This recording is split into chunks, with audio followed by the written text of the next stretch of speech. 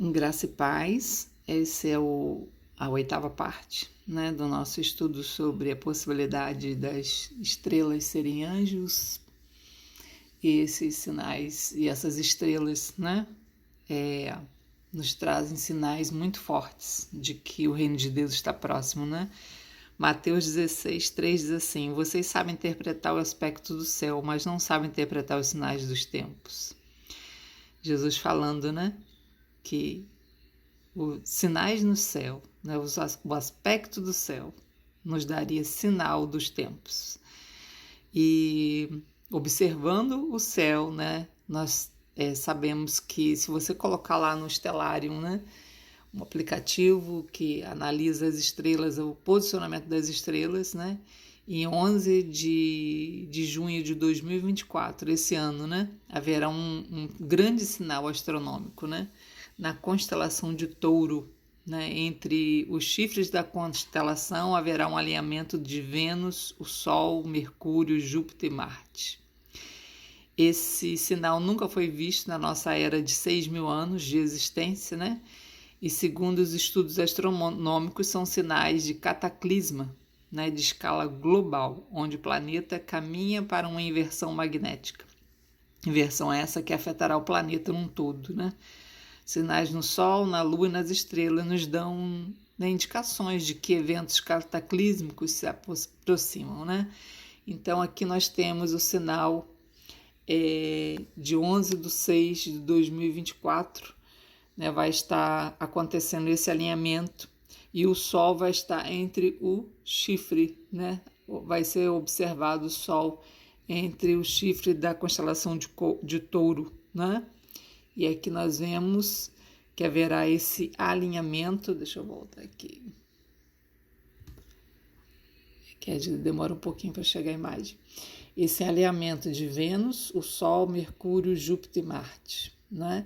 E o Sol vai ser visto entre os chifres da constelação de Touro, né?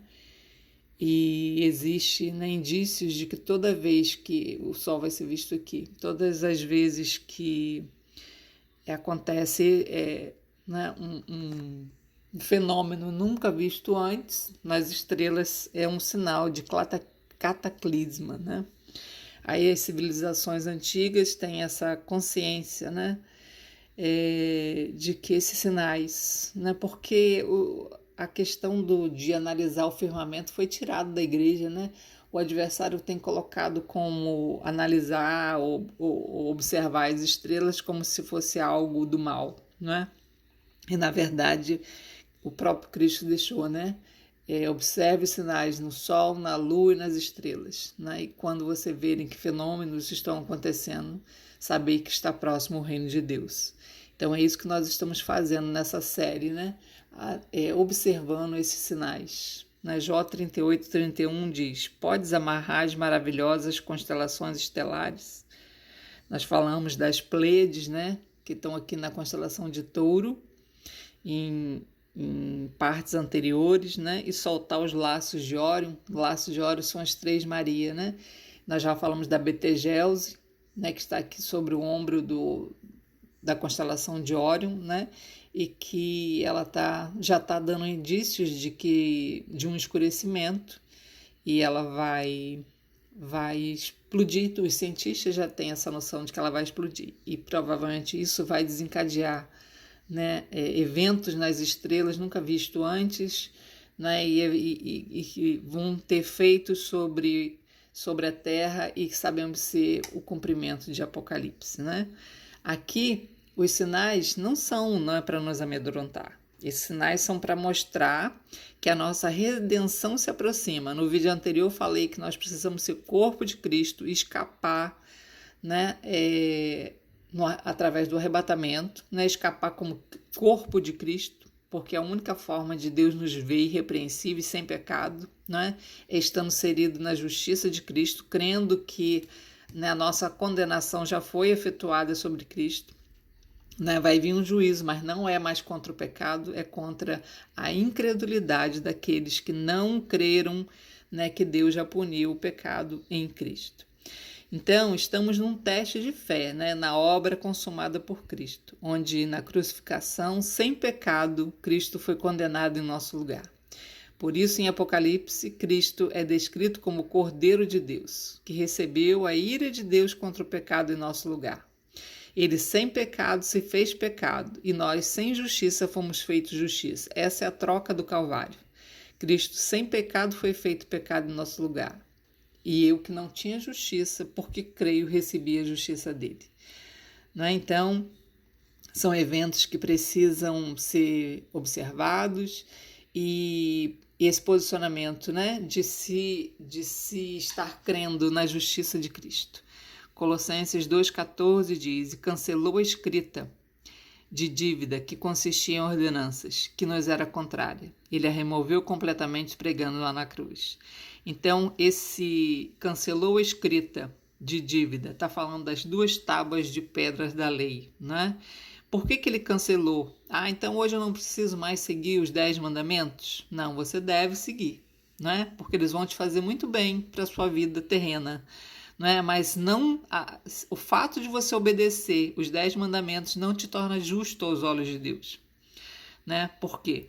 Porque em algum momento, né, talvez você não pratique, né, não erre contra os 10 mandamentos em ações, mas erra em pensamento. Como Deus também vê seus pensamentos, né, você estaria condenado da mesma forma. Então não podemos confiar na nossa justiça por guardar os 10 mandamentos. Por isso que em Colossenses Paulo diz: cancelou a escrita da dívida, ou seja, cancelou os seus os princípios da lei, não, cancelou a condenação. Os princípios continuam de pé para que você seja, né, você viva uma vida tranquila sobre a terra. Mas não são esse o cumprimento da lei que te torna justo aos olhos de Deus. O que te torna justo aos olhos de Deus é você crer, né, que toda a sua desobediência aos 10 mandamentos foram colocados em Cristo. Né? Então, por isso, ele removeu completamente, removeu o quê? Os 10 mandamentos? Não, removeu a condenação dos 10 mandamentos. Por isso que ele pregou na cruz, né, o escrito da dívida, que nada mais é do que as 2 tábuas da lei. Né? 2 Coríntios 3,7 diz, com letras sobre pedra foi gravado o ministério que trouxe morte. Né? O que foi gravado em 2 tábuas de pedra? Os 10 mandamentos. Né? E essas letras sobre pedra trouxe o quê? Morte. Né? Tanto que, aonde que Moisés colocou as 2 tábuas da lei? Se Israel conseguisse observar os 10 mandamentos, não é? Eles colocariam os 10 mandamentos em público para todo mundo ler. Mas aonde foi posto? No lugar que ninguém podia entrar. Só o sumo sacerdote, uma vez por ano. Não é? Assim mesmo, ele tinha que ter se purificado aquele ano todo com o sangue de um animal, ou seja, tendo transferido os seus pecados para um animal. Por isso Jesus é o nosso cordeiro. Né? E uma vez por ano ele entrava, né, e as 2 tábuas da lei estavam dentro do propiciatório, dentro da Arca da Aliança. Né, e existia uma tampa que fechava os 10 mandamentos. Então ninguém tinha acesso. Né? Se fosse possível cumprir os 10 mandamentos e ser salvo por eles, os 10 mandamentos teriam fixado, né? Eles colocariam as 2 tábuas da lei entre o povo, para que, né, eles estivessem lendo diariamente.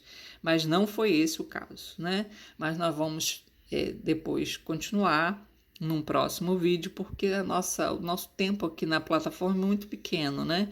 E a gente tem que ir colocando por partes para a gente conseguir abranger tudo, né? Nós vamos dar continuidade na parte seguinte sobre né, como que esses 10 mandamentos trouxe condenação e como que essa condenação foi retirada da humanidade através do sacrifício de Cristo.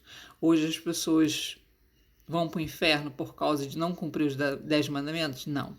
Mas vão para o inferno por não crer que Jesus cumpriu, né, a sentença dos 10 mandamentos no seu lugar. Né? No próximo vídeo nós vamos dar sequência.